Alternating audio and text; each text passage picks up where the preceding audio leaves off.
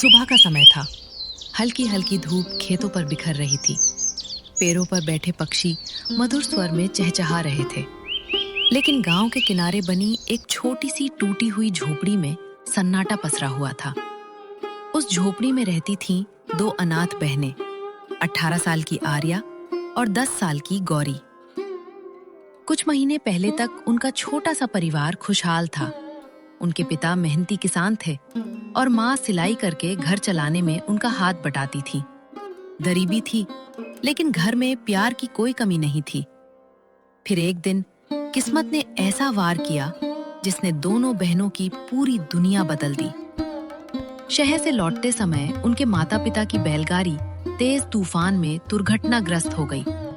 दोनों की वहीं मृत्यु हो गई। उस दिन के बाद से आर्या और गौरी बिल्कुल अकेली रह गईं। गांव वालों ने कुछ दिन तक सहानुभूति दिखाई, लेकिन समय बीतते ही सब अपने अपने जीवन में व्यस्त हो गए। अब दोनों बहनों के हिस्से में केवल संघर्ष था। दीदी, माँ पिताजी हमें छोड़कर क्यों चले गए? क्या वे कभी वापस नहीं आएंगे? नहीं गौरी, वे वापस नहीं आएंगे।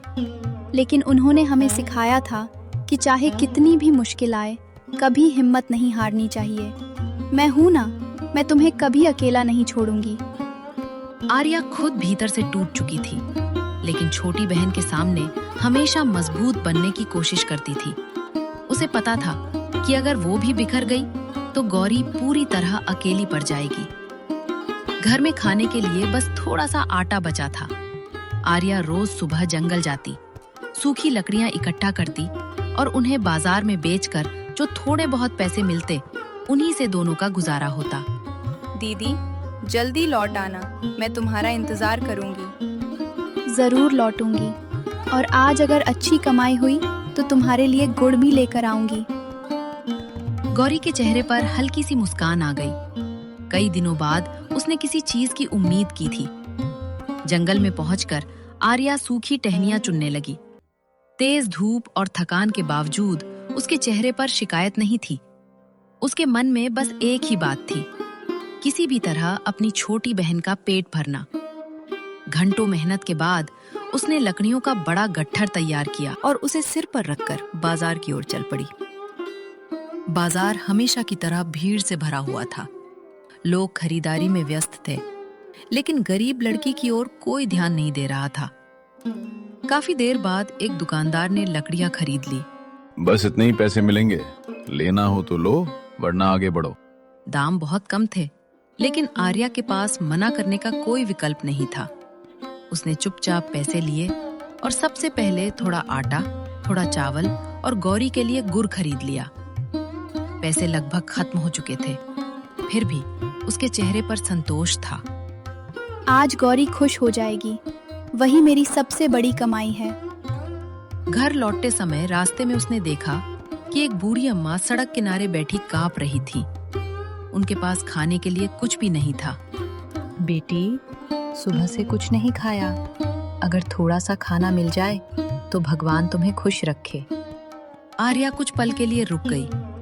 उसके पास जो थोड़ा सा सामान था, वही आज रात दोनों बहनों का भोजन बनने वाला था।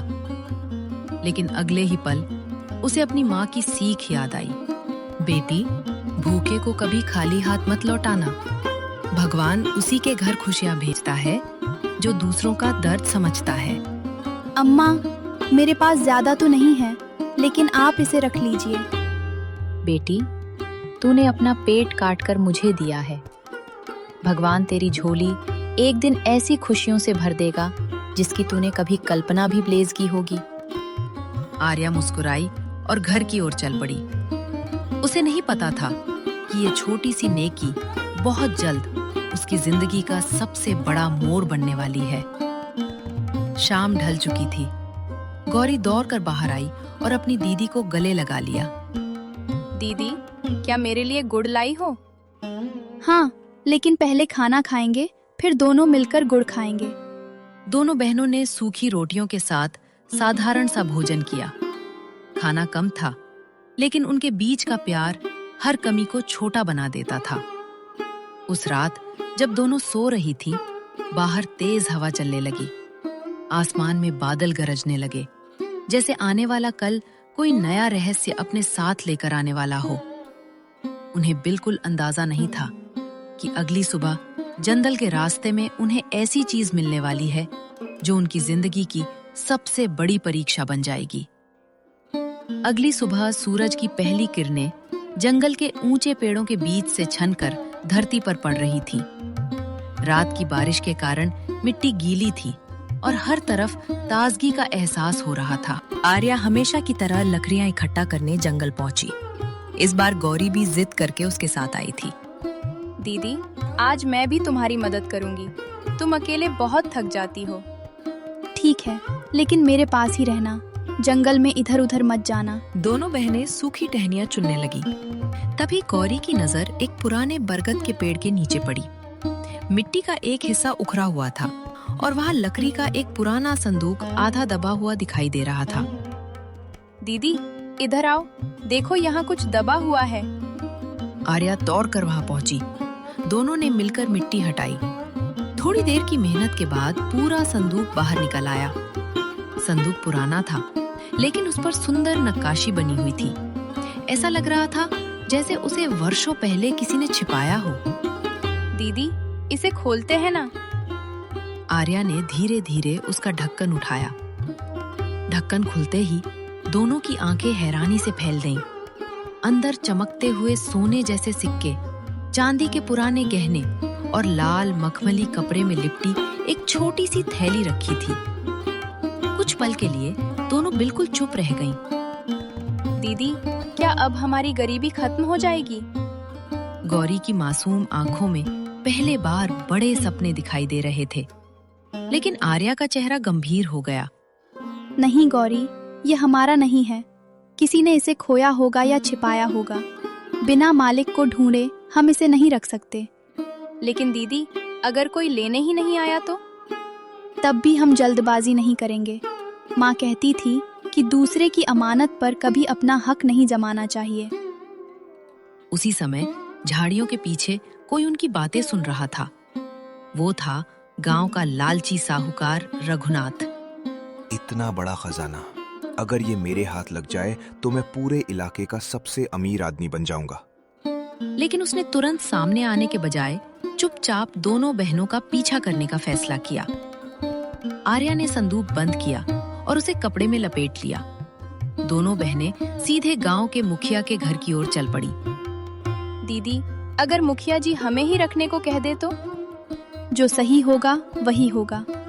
ईमानदारी का रास्ता कभी आसान नहीं होता, लेकिन अंत में वही सबसे अच्छा होता है। रास्ते भर रघुनाथ दूर दूर से उनका पीछा करता रहा। उसके मन में एक खतरनाक योजना जन्म ले चुकी थी। दोनों बहनें गांव पहुंची। मुखिया अपने आंगन में बैठे लोगों की बातें सुन रहे थे। मुखिया जी, हमें जंगल में ये संदूक मिला है। हमें नहीं पता इसका मालिक कौन है, इसलिए हम इसे आपके पास जमा कराने आए हैं। मुखिया ने संदूक खोला। अंदर का खजाना देखकर वहां मौजूद सभी लोग हैरान रह गए। अरे, इतनी गरीबी में रहने के बाद भी इन लड़कियों ने इसे अपने पास नहीं रखा। आज भी ऐसे ईमानदार लोग होते हैं, विश्वास नहीं होता। बेटी, तुम्हारे माता पिता ने सचमुच बहुत अच्छे संस्कार दिए हैं। जब तक असली मालिक नहीं मिल जाता, ये संदूक पंचायत की निगरानी में रहेगा।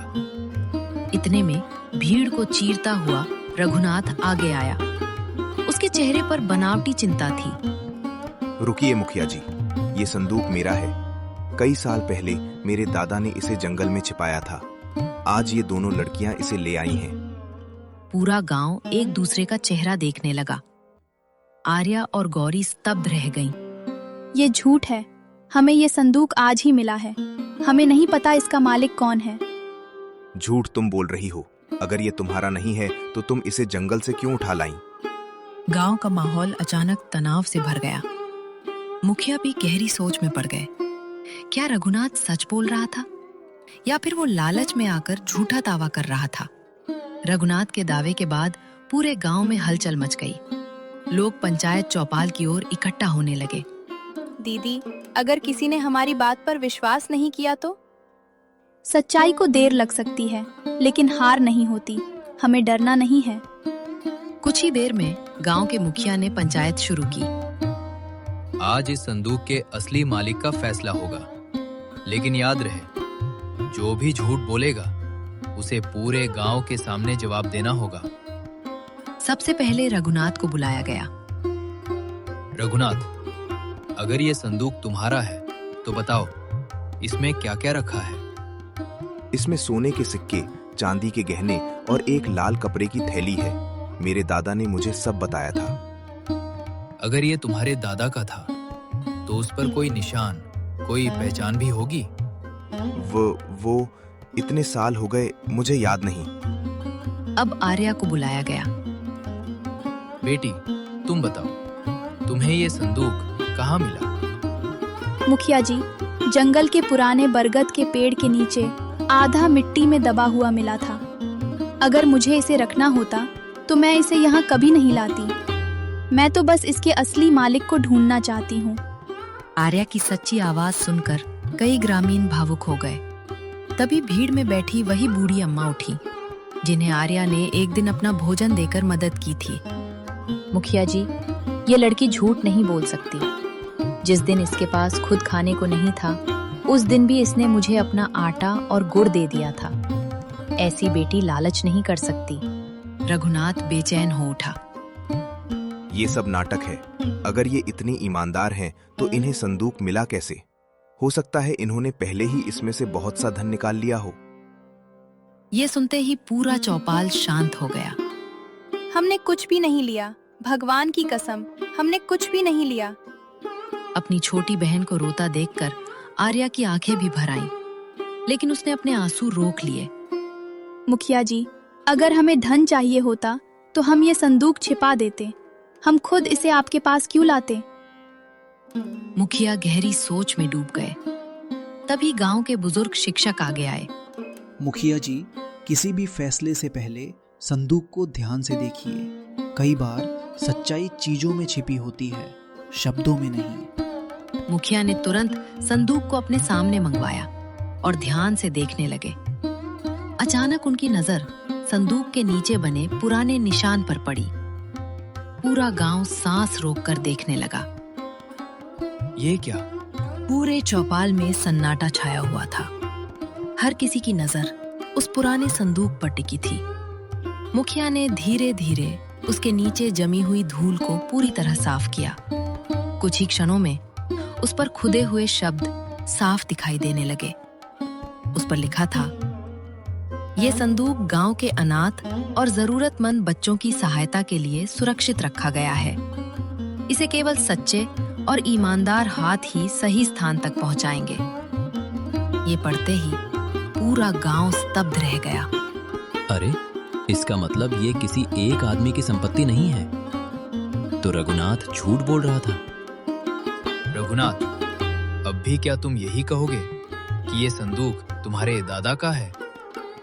मुझसे गलती हो गई। मैंने लालच में आकर झूठ बोल दिया। मुझे माफ कर दीजिए। बेटी आर्या, मैंने लालच में आकर तुम्हें झूठा कहा। अगर हो सके तो मुझे माफ कर दो। मैं अपनी आधी संपत्ति भी इस नेक काम के लिए दान करता हूँ। गलती हर इंसान से होती है, लेकिन जो अपनी गलती स्वीकार कर ले वही सच में बदलता है। मैं आपको माफ करती हूँ। वर्षों बाद जब लोग उस गांव का नाम लेते तो सबसे पहले दो अनाथ बहनों आर्या और गौरी की कहानी सुनाई जाती। आर्या और गौरी ने अपने माता पिता की सीख को केवल याद नहीं रखा, बल्कि उसे अपने जीवन का उद्देश्य बना लिया। उनके पास शुरुआत में धन नहीं था, लेकिन उनके पास सच्चाई, मेहनत और दया थी। और यही तीन गुण अंत में उनकी सबसे बड़ी दौलत बन गए।